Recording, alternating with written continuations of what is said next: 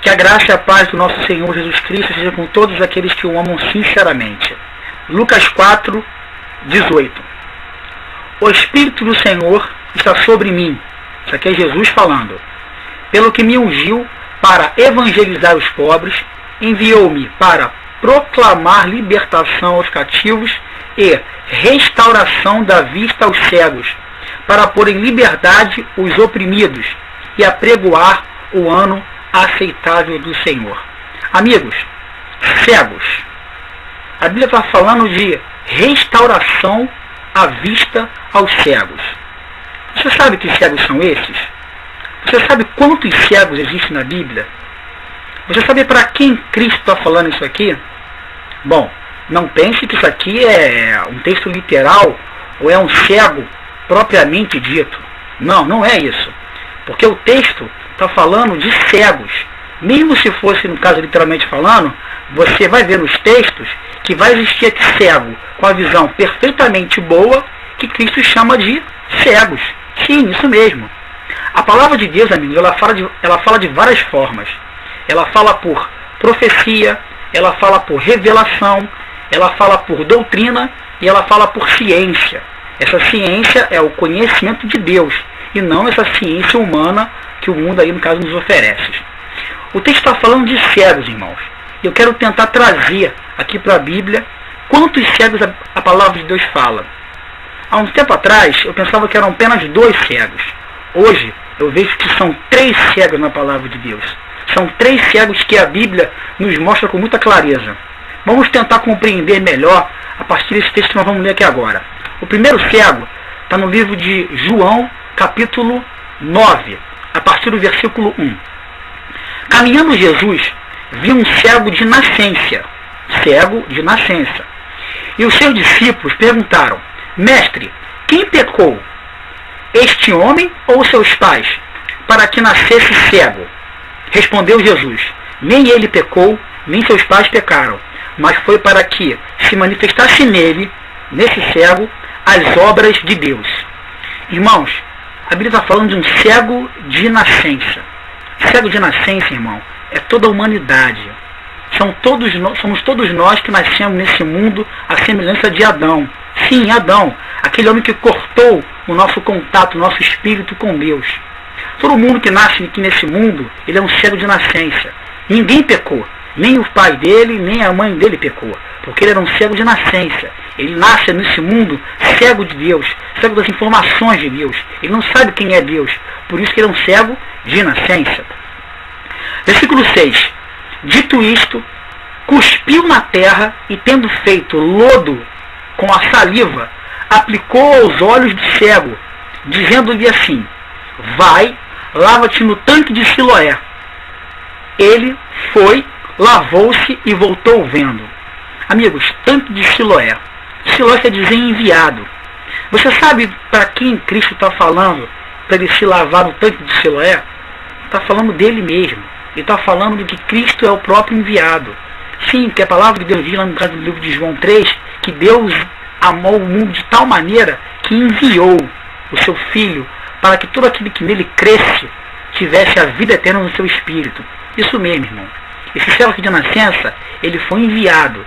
Ele foi enviado para conhecer, para ser lavado em Jesus Cristo, para que ele tivesse o quê? Os seus olhos abertos. Esse é o primeiro cego que a Bíblia nos mostra. O segundo cego está em Lucas 18, a partir do versículo 35. Aconteceu que, ao aproximar-se ele, Jesus, de Jericó, estava um cego assentado à beira do caminho, pedindo esmolas. Preste atenção, à beira do caminho. E ouvindo o tropel da multidão que passava, perguntou o que era aquilo. Anunciaram-lhe que passava Jesus, o Nazareno. Então ele clamou: Jesus, filho de Davi, tem compaixão de mim. Irmãos, eles chamavam Jesus de filho de Davi porque eles eram cegos, eles não sabiam o que falavam, eles não compreendiam o que diziam. Jesus Cristo nunca foi filho de Davi. Ele era descendente de Davi e filho de Deus. Mas quem falou que ele era filho de Deus, filho de Davi, foi um cego. Sendo assim, ele continuou gritando: Filho de Davi, tem compaixão de mim. e os que iam na sua frente o repreendiam para que se calassem. É sempre assim, irmão. Sempre também querendo calar você. Ele, porém, cada vez mais gritava: Filho de Davi, tem misericórdia de mim. Então parou Jesus e mandou que lhe trouxessem o cego. E tendo ele chegado, perguntou-lhe: O que queres que eu te faça? Respondeu ele: Senhor, que eu torne a ver. Amigos, ele está falando que ele queria tornar a ver. Ou seja, ele não era um cego de nascença. Ele queria voltar a ver novamente. Ele queria passar a ver de fato, a seguir de fato o caminho que um dia ele ficou à beira. Porque esse homem aqui, esse cego, ele estava à beira do caminho. Ele pediu para o Senhor ter compaixão dele, ter misericórdia dele. Pediu para o Senhor fazê-lo ver novamente, que ele tornasse a ver. Sendo assim, Jesus Cristo falou: Então Jesus lhe disse: Recupera. Lembra? Recuperar a vista aos cegos. Recupera a tua vista, a tua fé te salvou.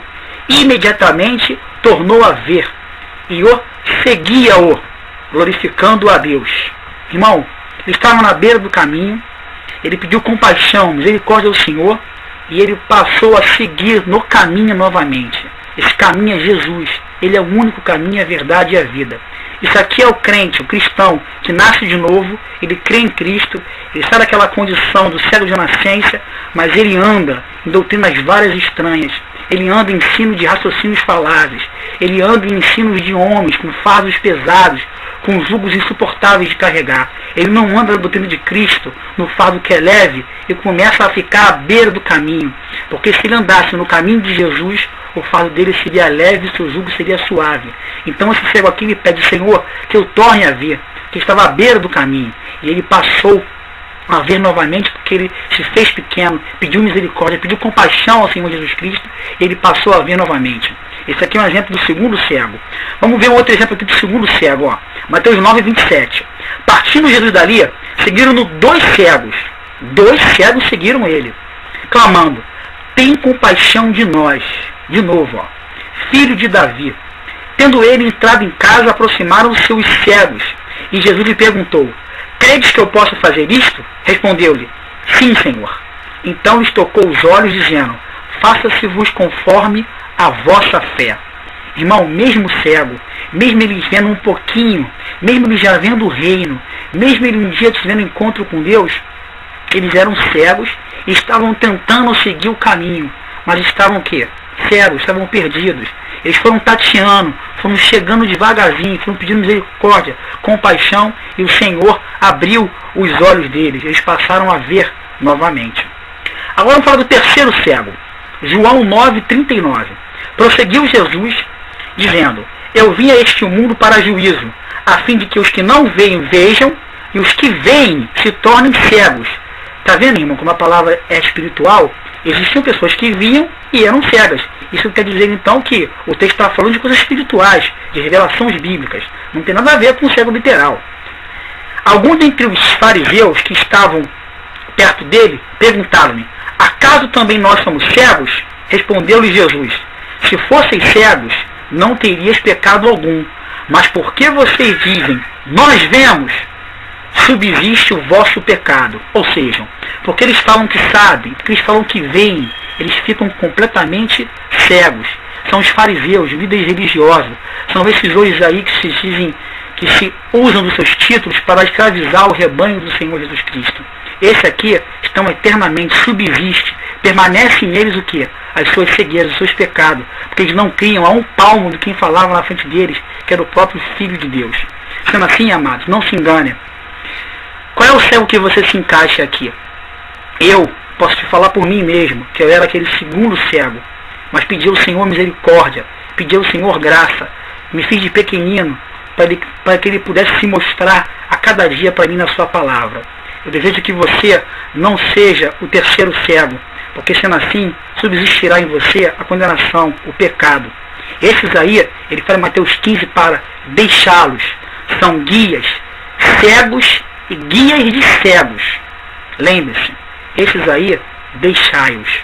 Que a graça e a paz de Cristo sejam com todos aqueles que o amam sinceramente. Amém.